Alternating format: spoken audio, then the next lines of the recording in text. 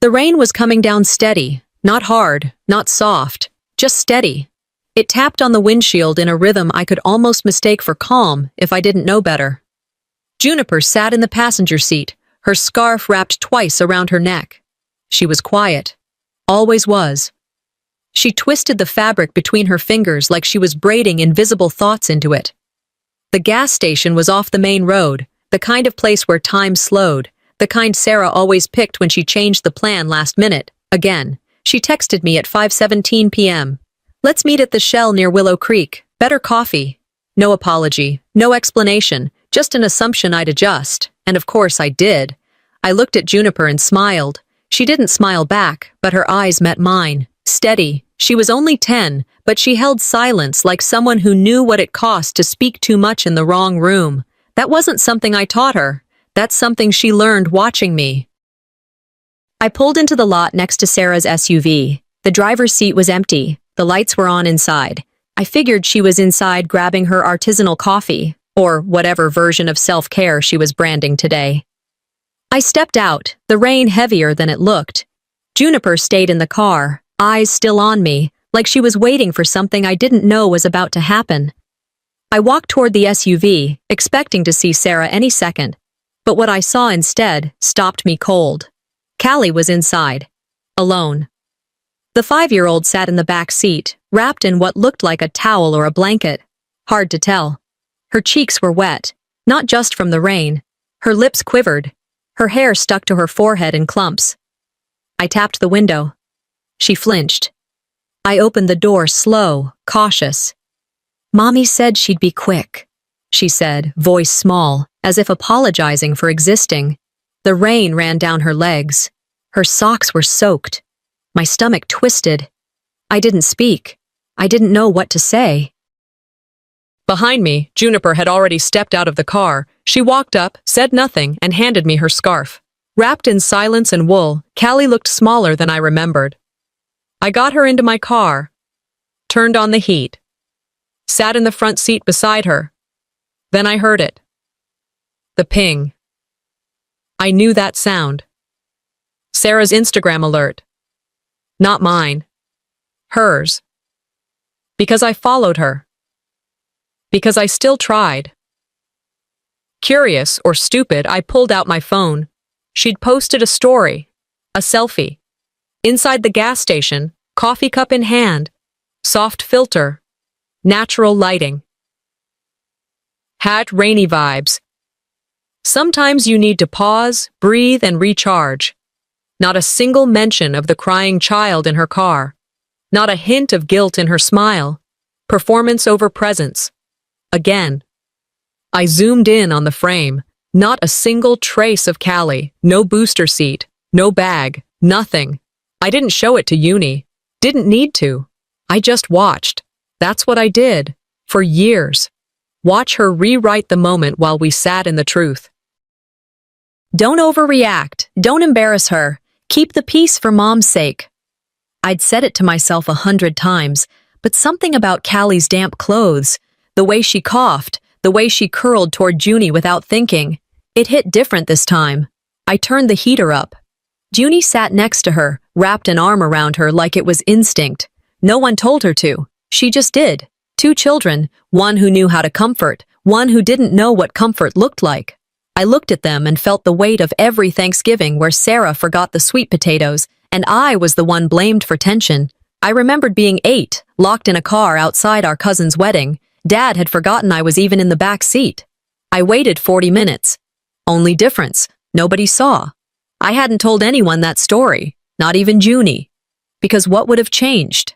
10 minutes passed. Sarah walked up to the car like she'd just stepped out of a wellness retreat. Coffee in hand. Nails freshly done. Lip gloss perfect. "Oh, she's crying again?" she said, opening her door with a little laugh. "She always does this when I'm gone for a sec. She's got separation issues." I didn't answer at first. "She's freezing, Sarah," I said finally. Even. Sarah took a sip of her coffee. "It's not that cold." She hadn't looked at Callie once. I stared at her, trying to figure out if the gaslighting was subconscious or curated. Callie pulled the scarf tighter around her shoulders, the one Junie had given her. Sarah didn't notice. Or maybe she just didn't care. We didn't move right away. The rain softened to a mist, but the inside of the car felt warmer than it had in years. Callie sat between us in the front seat, her small hands clutched tight around the scarf Juniper had given her. She wasn't crying anymore. She wasn't talking either. Juniper kept her eyes on the dashboard, but at one point she reached out and patted Callie's back, just once, like she knew too much to say more. I watched them from the corner of my eye. My kid had a way of offering comfort without noise. She'd learned that somewhere, probably from watching me not say things I should have. Callie's breathing evened out, but her eyes didn't blink much. That kind of stillness doesn't come from being tired. It comes from being trained. Eventually, she whispered, "Can we stay here longer?" It wasn't a question. It was a plea. I didn't answer her. I didn't need to. The truth was hanging thick in the air. No one wanted to go back to that SUV. I caught a faint scent off her, cheap body spray, some kind of synthetic vanilla, and something sour underneath. Not filth, just disregard. Like someone had tried to cover up being careless with something they thought would smell like love. Callie tried to buckle herself in. She fumbled with the seatbelt, then froze. "I'm not supposed to sit here," she said quietly. "Mommy says the front is for grown-ups." Before I could say anything, Juniper clicked her own belt and slid out of her seat, slipping into the back. She didn't argue. She didn't explain, just moved so Callie could stay. The act felt heavier than it looked, like something shifted, and the kids had decided to fix what the adults couldn't figure out. Callie clicked her belt with both hands, then looked at me. "You don't yell like Mommy does," she said. I've been called a lot of things in my life. Quiet, withdrawn, overly tolerant. But that line, that one dug deep, because it wasn't just a kid comparing. It was a child measuring her safety. I checked the time. Sarah had been gone 20 minutes now. I sent a text. "Ready to go?" No response. Callie picked up my phone when it buzzed in my hand and said softly, "She's probably still talking to her phone." Junie had started drawing shapes in the fogged-up window. Circles, then stars. She hummed something under her breath, a tune I hadn't heard in years. It took me a second to realize it was the lullaby I used to sing to her when she had night terrors. Funny what your kids remember, and what they choose to reuse. Inside that car, with the heater running and the outside world quieted by drizzle, we found a strange kind of peace, not because everything was okay, but because for once, none of us had to pretend. I leaned back in my seat and let myself think. There were moments, more than I like to admit, where Sarah had made these small errors. Forgetting to pick up Callie from daycare because she mixed up the times. Telling everyone at Thanksgiving that the bruise under Callie's eye was from a clumsy fall. No one questioned it. Not then. And me? I saw things, but I didn't say much, because in families like ours, there's a rule, spoken or not. Don't accuse people of bad parenting unless you're ready to raise the child yourself. And maybe I wasn't. Maybe I'd convinced myself that noticing was enough, that shaking my head in private counted for something. It didn't. I glanced over at Callie again, her head leaned against the door now. Her eyes blinked slowly, that half-lidded state kids get when they're too tired to argue but too aware to relax. Then she asked me something I didn't see coming. "Is it okay to like being with someone else more than your mom?" I didn't look at Uni, but I could feel her watching me. I didn't answer right away, because the truth felt too big for the front seat of a car. "It's okay to feel safe where you feel safe," I said, slowly, clearly. Callie nodded once, then closed her eyes. The car went quiet again, but not the awkward kind, the kind where everything is being processed in silence. I looked into the rearview mirror. Junie had started mouthing the lullaby again. No sound, just her lips moving like memory. And I thought, how much longer am I going to let this keep happening? Because sometimes silence isn't peace. Sometimes it's cowardice in disguise. I had my hand on the ignition when the knock came, sharp, fast, like someone who didn't care if they startled you. I looked up and saw her face through the rain-speckled window. Marless. My mother. I didn't have the energy to pretend I was surprised. She opened the passenger door like it belonged to her, slid in without invitation, and scanned the car. Her eyes stopped on Callie, on the scarf. Her mouth twisted like she'd swallowed something bitter. "What happened now?" she asked, voice flat. "Did you two dramatize something again?" 16. That's how old I felt, instantly, accused without evidence, stripped bare in front of my daughter and a child who barely knew what safety looked like. Callie shifted in her seat. Junie turned her head, staring out the window, shoulders pulled tight. Marlis followed none of it. She waved a hand. "She's fine. Kids cry." That sentence, I swear, should be trademarked in this family. She looked at the scarf again, then at me. "I told Sarah not to let you get in her head." I waited. "She says you twist things, make everything bigger than it is." I turned toward her slowly. "You're talking about a child left alone in a car, in the rain." Marlis shrugged. "It was 10 minutes, Lars. You make it sound like she abandoned her at a truck stop in the middle of the night." Then her eyes narrowed. "And let's not pretend you've always been the picture of responsibility either. Or did you forget the Thanksgiving incident?" The heat in my neck rose quick. That memory had sat quiet in the attic of my mind for years. And now she was dragging it back out like a photo album full of accusations. It was 1993. I was 6. Sarah, barely 3, was toddling around the living room during Thanksgiving. I bumped into her, didn't mean to, just an excited kid trying to grab a toy. She tripped, hit the edge of the table, and bruised her cheek. She cried for 5 minutes. The mark lasted maybe 2 days. The story, though, that damn story lasted years. "Lars has always been a bit careless," Marlis would say with a chuckle at every holiday, every breakage, every fumble, like it was charming. Guess who broke it? Probably Lars. Don't let Lars carry that. You know how he is. That one accident became the core of every assumption made about me. And eventually, I gave in. Played the part. If you're always cast as the one who ruins things, you stop trying to fix them. And now, decades later, as I watched Callie wrapped in a scarf my daughter had offered, not out of duty, but instinct, I realized this wasn't about Sarah anymore. It was about patterns. "You never asked what happened," I said quietly. "You just assumed." Marlise didn't flinch. She scoffed. "You think you're the only one who got hurt in this family?" I didn't answer that. There's no winning a conversation where every truth is deflected by martyrdom. She stared straight ahead. No apology. No reconsideration.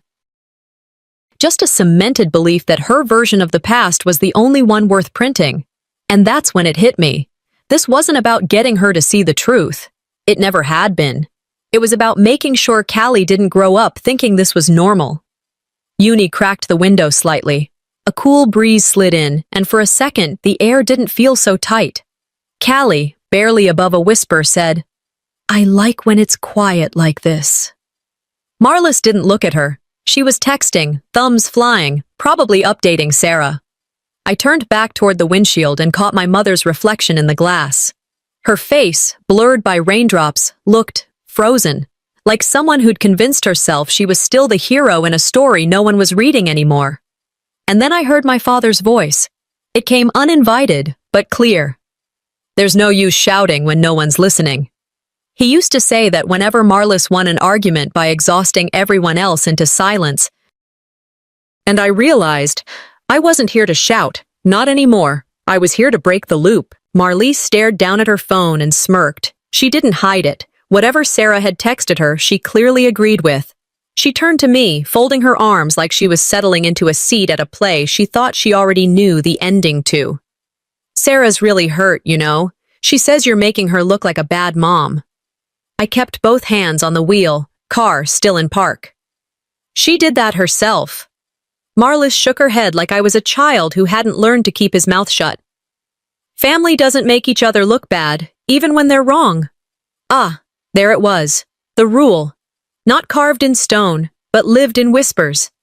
Silence meant loyalty. Loyalty meant silence. I glanced back. Junie was still beside Callie, holding her hand now. Her little fingers wrapped around Callie's wrist like she was anchoring her in place. She didn't speak, but her eyes, God, her eyes, watched everything. "You've always been quick to judge Sarah," Marlis went on, her voice lower now. "Remember when she had postpartum and you told her she was lazy?" I turned slowly. "That never happened." She kept going, undeterred. "You did. We were in the kitchen. She was crying and you said she should try harder." "That conversation never happened," I repeated, but she wasn't hearing me. She was busy doing what she always did, reframing, repainting history to protect the version of Sarah she needed to believe in. This was how it started. Rewrite the moment, question the witness, redirect the blame, then finally, drop the guilt. I'd seen the pattern before. I wasn't about to dance in it again. "I didn't accuse her," I said, keeping my voice even. "I just didn't lie for her." That stopped her for half a breath. Junie squeezed my hand. Something shifted in my chest. "What you call loyalty," I said slowly, "I call complicity." Marlis's eyes narrowed. "And what you call truth, I call betrayal." And that's when I knew. This had nothing to do with Callie or parenting or even this night. This was about narrative. Who got to write it? Who got to sell it? And who got sacrificed in the editing process? My phone buzzed again. A message from Sarah. "Can we please not make this a scene? Mom's already anxious." Attached was a photo. Her face angled just right, mascara smudged like a pageant rehearsal. And below it, a caption waiting to be posted. "Being a mom is hard. I'm not perfect, but I love my daughter." I didn't respond. I turned the screen and showed it to Marlis. She didn't blink. "She's just scared you'll twist it." "No, she's scared someone might actually tell it straight." I exhaled through my nose. Slow, controlled. The story had already been sold. I wasn't the narrator anymore. I was the villain. And suddenly, I didn't care. I looked at Junie, then to Callie, then forward again. "You can protect her image," I said. "I'll protect her daughter." I unlocked the doors, reached back, and nodded once. "Uni," I said, "help her get in the back. Buckle her in." Marla's tone turned sharp. "If you drive off with her, you're escalating this." I didn't look at her, just stared ahead. "If I leave her here," I said, "I'm enabling it." Callie moved first. She didn't ask, just climbed out of the front seat and into the back. Uni helped with the belt, hands steady. No panic, no drama. Marlis sat frozen, watching it all like it was happening to someone else. I turned the key in the ignition. Marlis didn't say a word, and in that silence, I heard something louder than any argument she'd ever thrown my way. The drive home was quiet. No one asked what came next, and I didn't offer. Junie helped Callie out of the car without saying a word, like she knew we were stepping into something that required quiet feet and even quieter hearts. Inside, the house smelled like the peppermint soap I kept by the kitchen sink. Callie looked around like she was afraid to touch anything, like the air might break if she moved too fast. She walked over to the bookshelf, ran her finger along the edge of a photo frame. Junie, 2 years old, chocolate ice cream smeared across her chin. Junie handed her a pair of fuzzy socks from the drawer, then disappeared into the kitchen and returned with a mug of warm milk.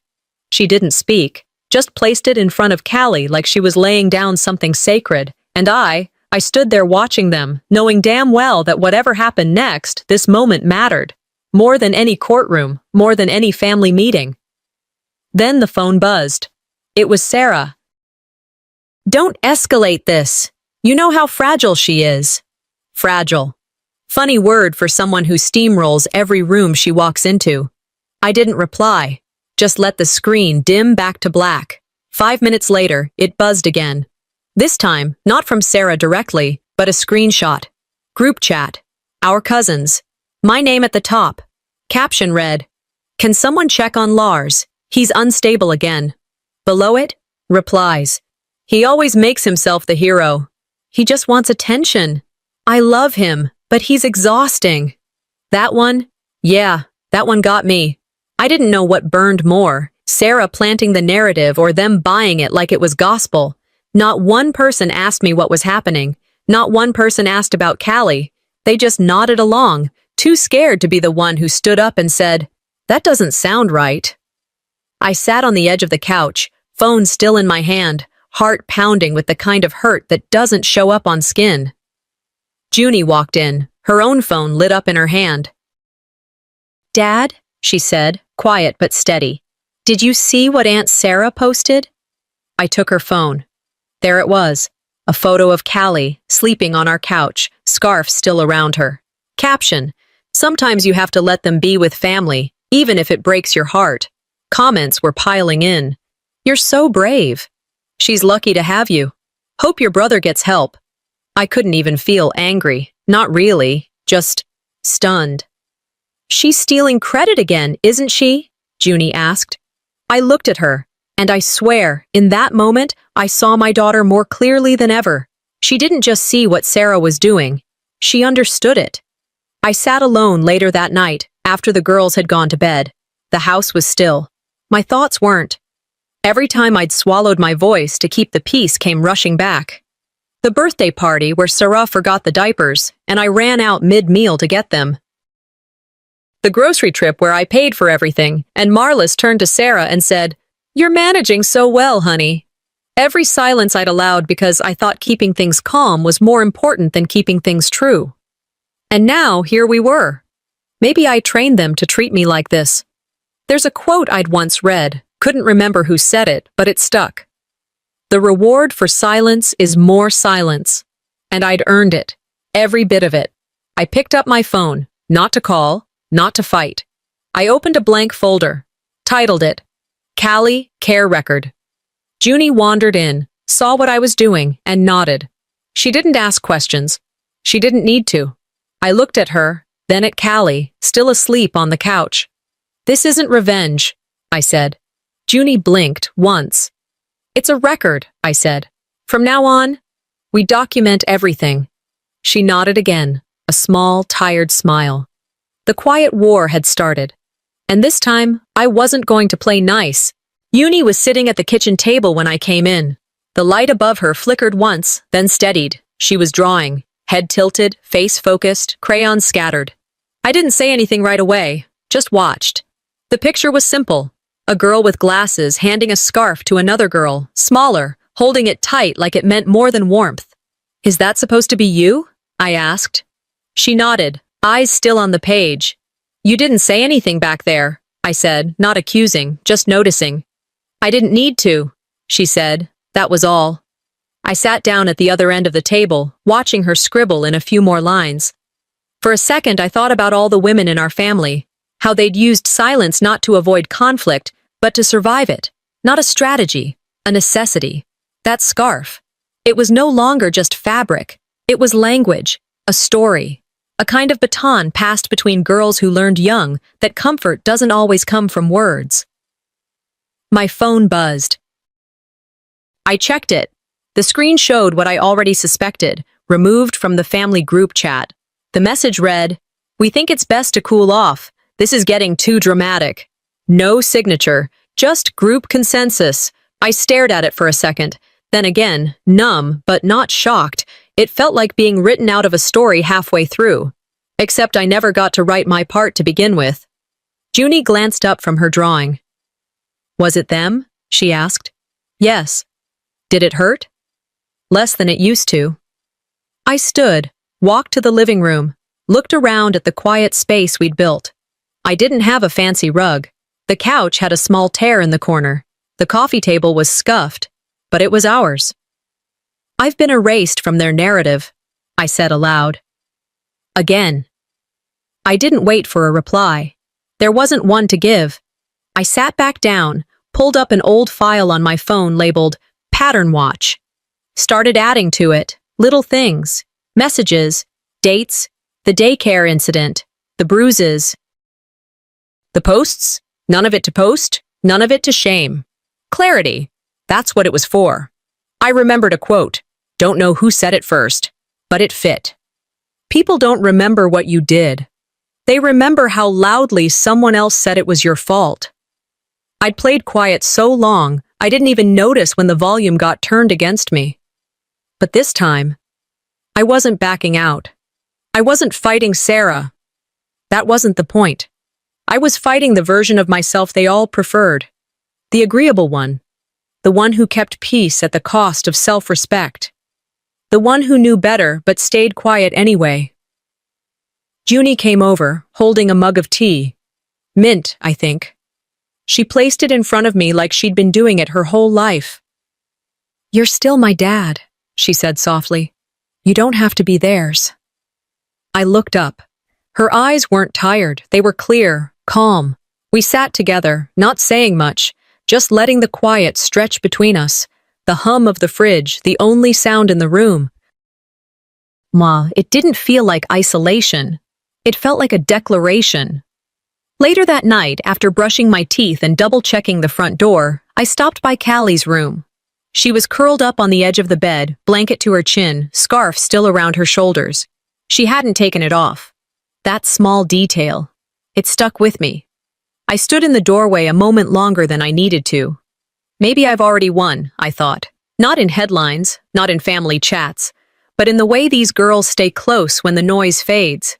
Back in my room, I opened my laptop, new document, titled it, "When the Truth Isn't Loud Enough."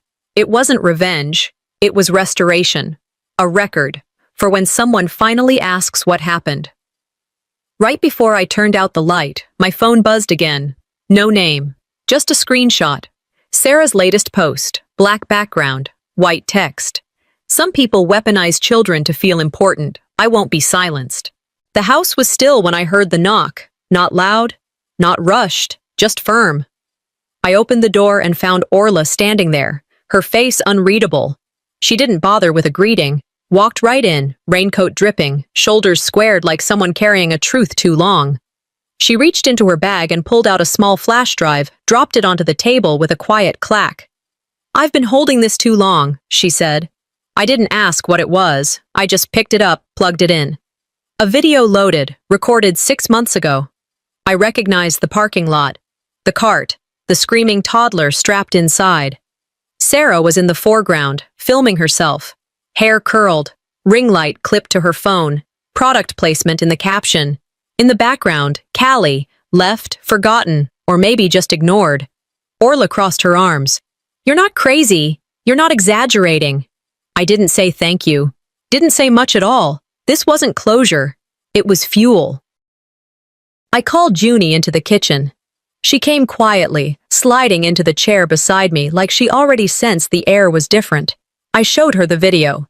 Didn't explain it, just let it run. When it ended, I said, "We're not going to post it." She looked confused. "Why not?" "Because we don't fight with fire." She leaned back. "So what do we do?" I looked her dead in the eye. We wait until they lie again, and then we show them what the truth looks like. Junie didn't flinch. She didn't smile either. Instead, she stood, grabbed her laptop, and said, "We'll call it failsafe." Together, we uploaded the file, protected it, encrypted it, backed it up in 3 places. Junie typed the folder name, failsafe. I watched her, this 10-year-old girl carrying a weight that grown adults kept dodging. She didn't look like a kid anymore. She looked like someone who understood the difference between justice and vengeance, and she had chosen the former. Later that night, I sat at the kitchen table, thinking about that time Junie had given a presentation at school. Emergency preparedness. I remember it because she'd asked me to help print photos. She stood in front of the class, talking about children and stress, about how not all kids cry when they're overwhelmed. Some shut down completely. Her teacher had asked where she learned that. She said, "From helping my cousin. She has that sometimes." That hit me now like a delayed blow. Junie hadn't just watched Sarah. She'd been gathering evidence long before any of us admitted something was wrong. The scarf Callie wore, the one that traveled from Junie's shoulders to hers, wasn't just a gesture. It was testimony. I walked down the hallway to check on Callie. She was asleep, her small frame curled inward like she was trying to stay invisible even in dreams. The scarf was tucked beneath her pillow, folded but within reach. I didn't touch it. Just stood there, realizing it had become more than fabric. It was choice. She'd chosen who made her feel safe. She'd chosen us. I finally picked it up, held it for a moment, then folded it gently and placed it on the dresser, right beside a photo of her and Junie. Smiling, no filters, no scripts. The next morning, I made coffee. Same way I always did. No noise, no rush. I opened my phone and scrolled to Sarah's latest post. Another heartfelt caption about single motherhood. How hard it is. How misunderstood she felt. Then I saw the comment.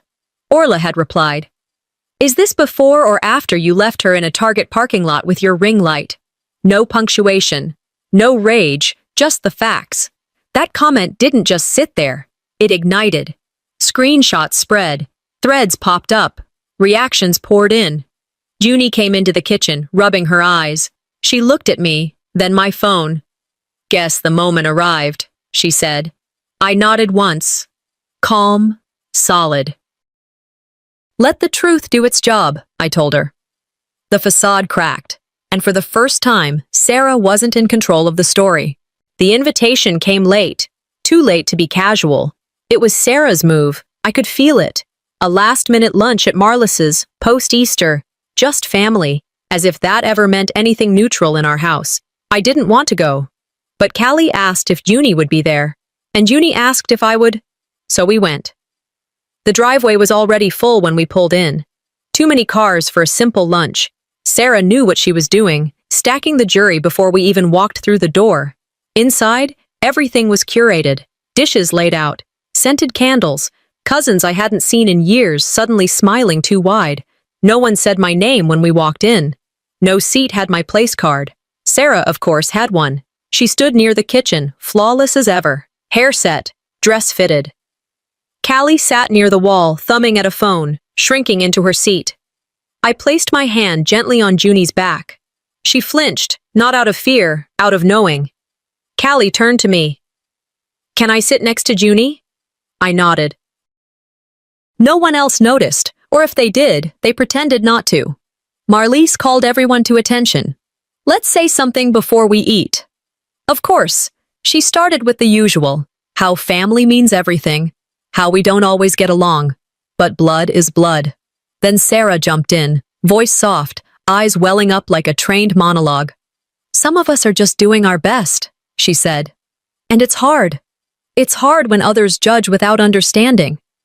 Someone actually clapped. Another cousin rubbed her back like she'd just survived a war.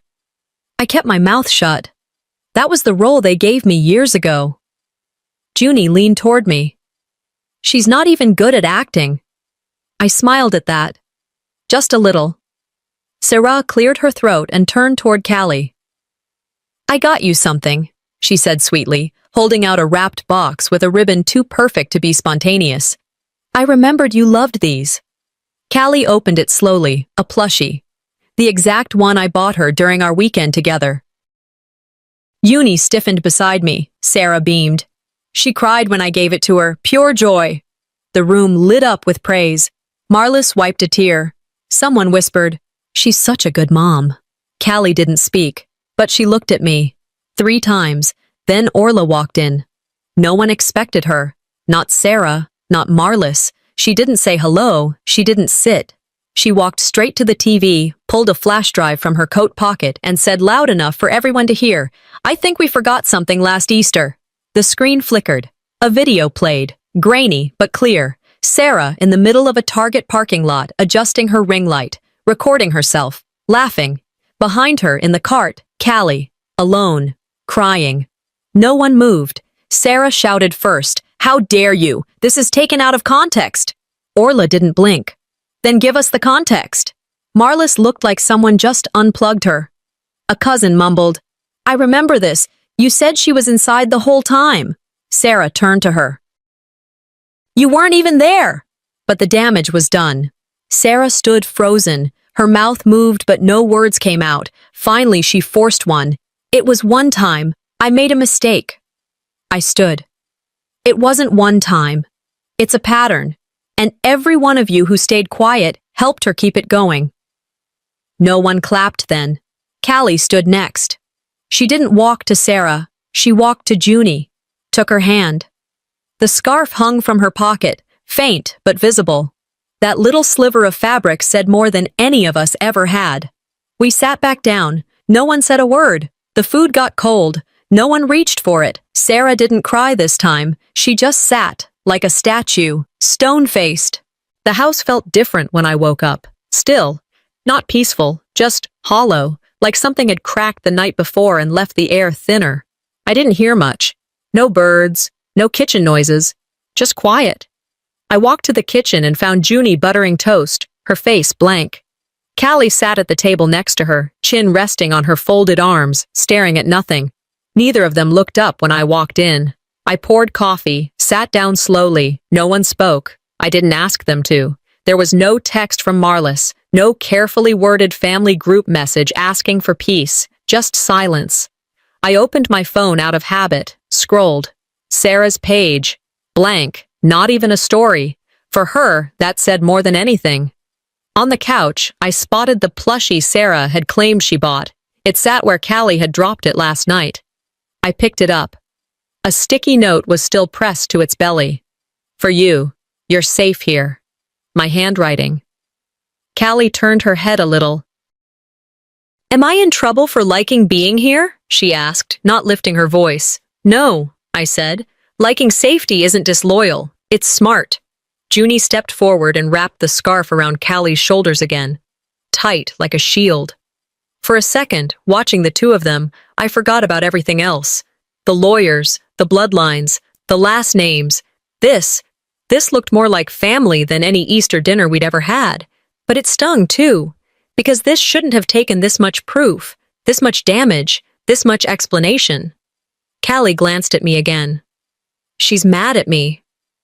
Being mad at the truth doesn't make it a lie, I replied. No one moved for a while. Then my phone buzzed. Orla. No one's commenting, she texted. They've gone radio silent, but they're watching. I knew they were. Sarah had posted something after all. A photo of a neatly wrapped gift box. Tag, Love Mommy. Inside the post, a note. For Callie. So she always knows where home is. Uni leaned over my shoulder. It's the same scarf, she whispered. But it wasn't. Wrong color, wrong texture, brand new. I showed it to Callie. She blinked. That's not the one I have. No, Junie said. She's trying to rewrite it again. That afternoon, the phone rang. Marlis, her voice had dropped the sugar this time. Callie should come back now, she said. You've made your point. It wasn't a point, I said. It was protection. She's not yours, Lars. If you don't bring her back, Sarah's going to involve legal help. I didn't argue. I didn't agree. I hung up. Walked down the hallway and found Callie sitting on her bed. She had a small backpack zipped and ready, resting at her feet. She looked up. Do I have to go back? I sat down next to her, chest tight, words caught. What do you want? I asked. She didn't answer right away. Just picked at the strap of her bag. Then finally, I want to stay where I don't have to explain my crying. That broke me more than anything. I nodded, stood, and left the room. In the kitchen, I opened my phone again, pulled up a contact I hadn't spoken to in years, Matt, an attorney I used to work with, typed the message, slow, steady. I need to talk about temporary custody. Hit send, stared out the window. And for the first time in years, I realized I wasn't afraid of breaking the rules anymore. I was afraid of breaking her. The letter was waiting for me in the mailbox. White envelope, sharp corners, the kind that's meant to look polite while holding a blade inside. I read the return address.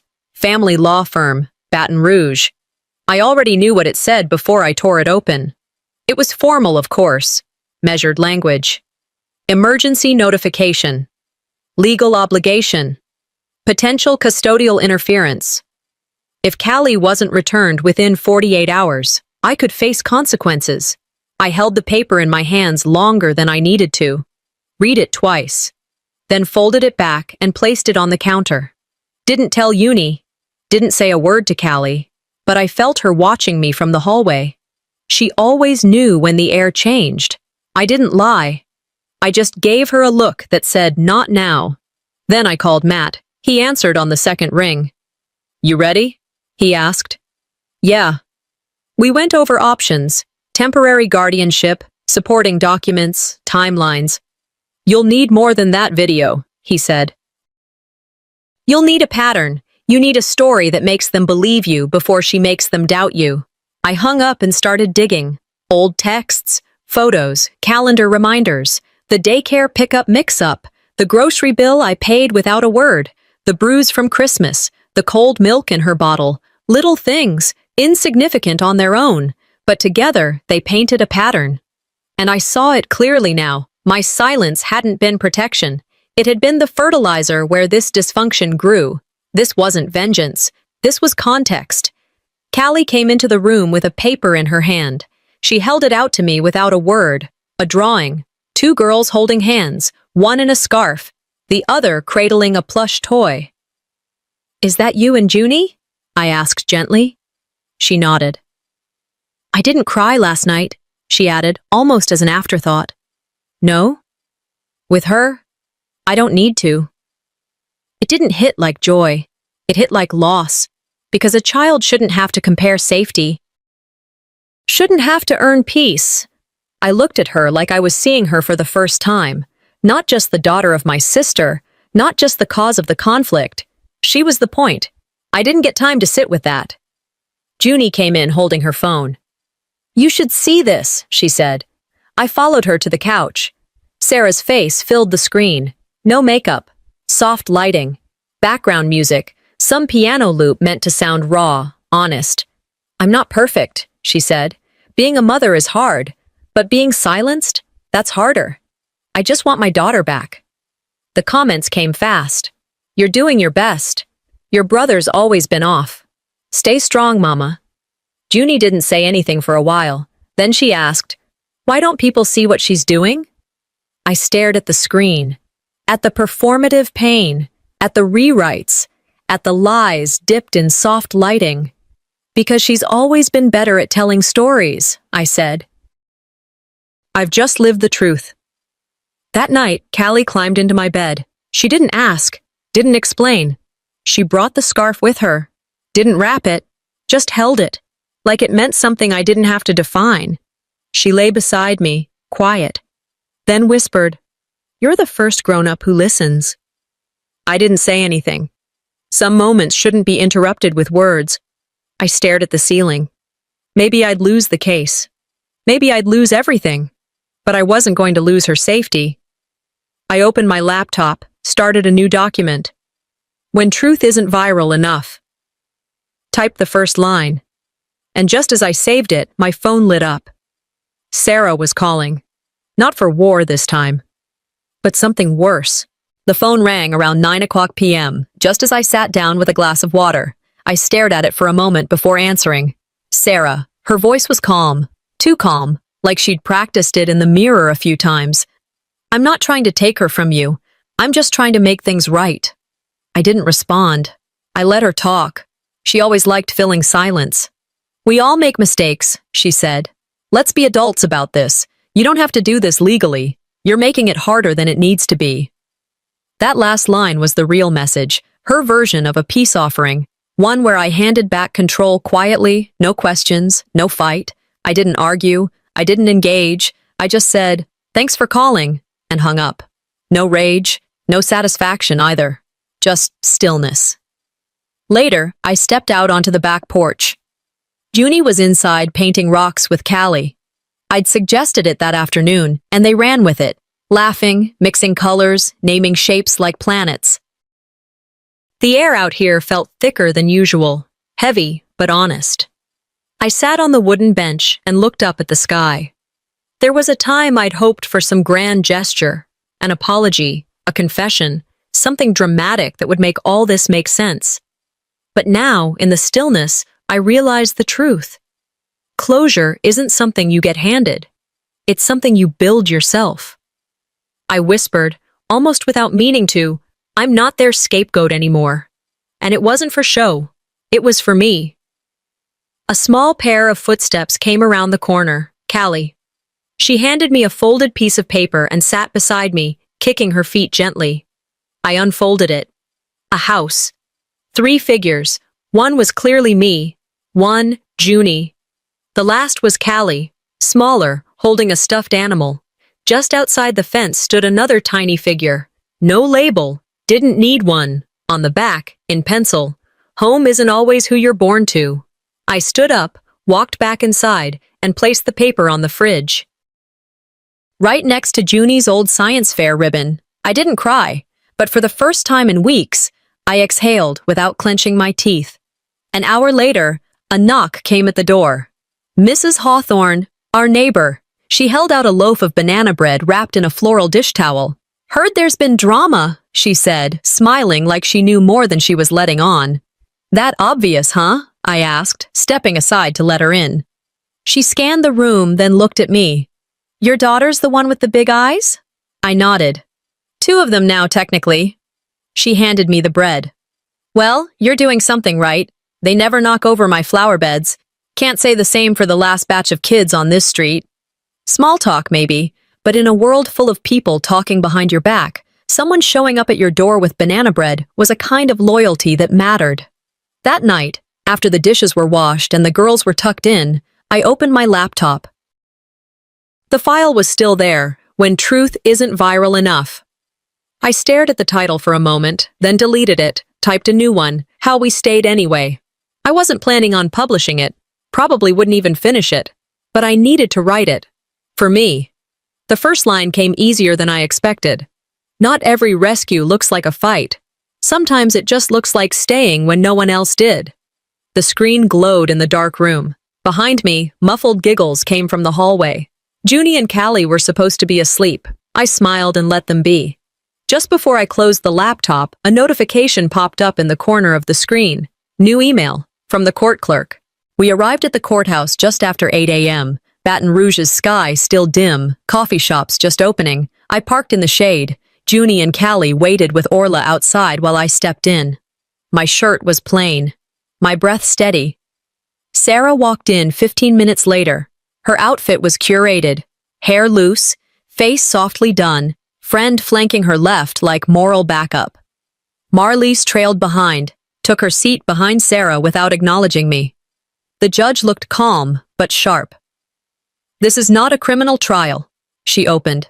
"This is a question of best interest." Sarah's attorney started with a soft-voiced, carefully worded monologue. About struggle, about love, about redemption.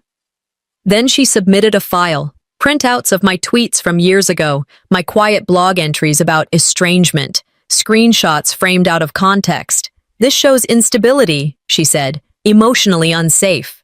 I didn't flinch, because they'd never lived a single second of that context. When it was my turn, I handed the judge a slim folder, medical receipts, grocery records, photos, bruises at holidays. Orla's notarized testimony. One page was a typed note from a child psychologist who'd seen Callie just last week. One sentence stood out. "She exhibits greater emotional regulation when in the consistent care of Lars Bellin." I didn't make a speech. I said, "This isn't about my sister being evil. It's about being the only adult who didn't wait for a child to crack before paying attention. No tears, no rage, just facts." Before recess, the judge asked if Callie wanted to speak. The room held its breath. Callie looked to me. I didn't nod, didn't prompt, just waited. She stepped forward, the scarf still around her neck. "I sleep better at his house," she said. "And Uni gives me snacks that don't make my tummy hurt." Silence. Not because it was shocking, but because it was unfiltered. She paused. Then added, "He doesn't make me small." That hit harder than every affidavit. Even Marlis blinked, looking at her lap. Sarah exhaled like she'd lost the script. The judge returned after 20 minutes. "Temporary shared custody awarded to Lars Belen," she announced. "Review pending." Sarah opened her mouth, but the judge cut in. "You've had years to create safety. He did it in a weekend." Outside the courthouse, the air felt cleaner, but the weight wasn't gone. My phone buzzed. Sarah had already posted a long caption about growth, pain, forgiveness. "We're all just trying our best," she wrote. "Some battles you fight alone." There was a photo, Callie laughing, months old, clearly from a time before any of this. But the scarf was cropped out. Gone. Junie leaned in beside me, quietly said, "She can't post what she never owned." We didn't reply. No point. We walked down the steps together. Me, Callie, and Junie. Callie's hand in mine. Junie's arm looped through hers. 3 shadows on warm concrete.